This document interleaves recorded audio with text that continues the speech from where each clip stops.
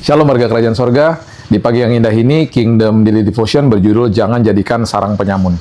Matius 21 ayat 13. Dan berkata kepada mereka, ada tertulis, rumahku akan disebut rumah doa, tetapi kamu menjadikannya sarang penyamun.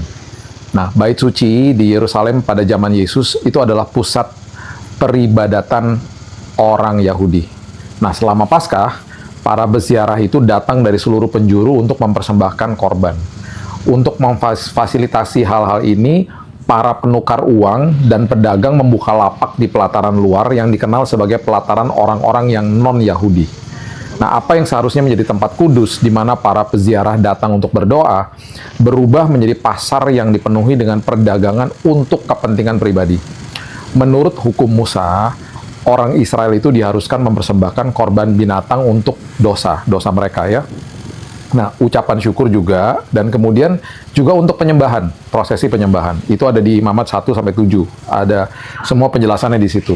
Nah, untuk perayaan besar seperti Paskah, orang-orang itu datang dari seluruh Israel dan sekitarnya untuk beribadah di Bait Suci Yerusalem. Daripada membawa binatang dalam perjalanan jauh, berisiko, dan sulit, banyak orang akan membeli hewan di Yerusalem, di sekitar Bait Allah. Nah, para pedagang sering mengeksploitasi orang miskin dengan menjual korban yang harganya terlalu mahal dan juga nilai tukar yang tidak adil. Nah, komersialisasi ini sangat mendukakan Yesus pada saat itu. Ketika Yesus memasuki bait suci dan melihat perdagangan seperti ini, dengan otoritas ilahi, ia membalikkan meja-meja dan mengusir para pedagang. Ia menyatakan apa yang tertulis di ayat bacaan yang tadi kita baca. Apa makna spiritual bagi kita hari ini?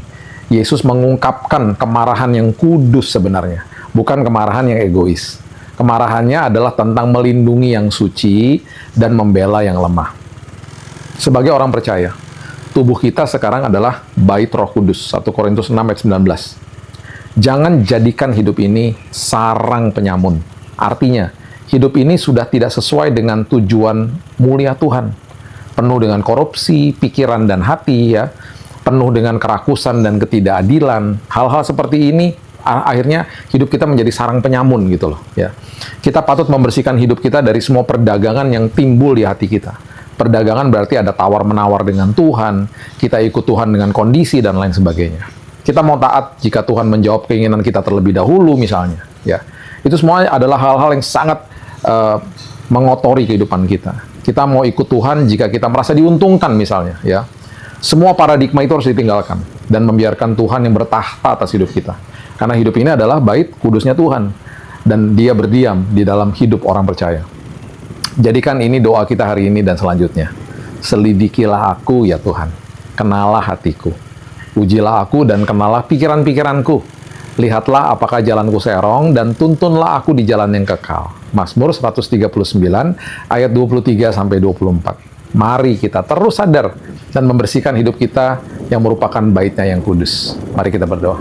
Terima kasih Tuhan buat firman-Mu yang indah, firman-Mu menopang, firman-Mu memerdekakan kami.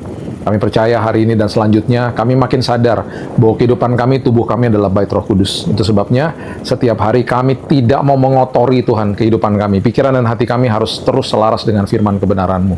Kami percaya hari yang indah ini kami mulai dengan pengertian yang luar biasa ini supaya kami terus disadarkan. Kami tidak mau ada perdagangan di dalam sini Tuhan, mengeksploitasi Tuhan, kami tawar-menawar sama Tuhan, dan itu sebabnya akhirnya hidup kami penuh dengan kekecewaan. Kami percaya rancangan-Mu itu indah, Engkau yang berdaulat atas hidup kami. Kami mau menyerahkan hidup kami kepada Tuhan. Kami berserah, dan kami tahu hari ini kami sudah disiapkan kemenangan, kami sudah disiapkan pemulihan, kami bahkan sudah disiapkan kesembuhan bagi yang sakit. Aku berdoa, dan aku percaya hari ini merupakan hari yang penuh dengan kasih karunia Tuhan untuk setiap kehidupan kami. Di dalam nama Yesus kami berdoa. Kita sama-sama katakan. Amin. Have a blessed day dan Tuhan Yesus memberkati.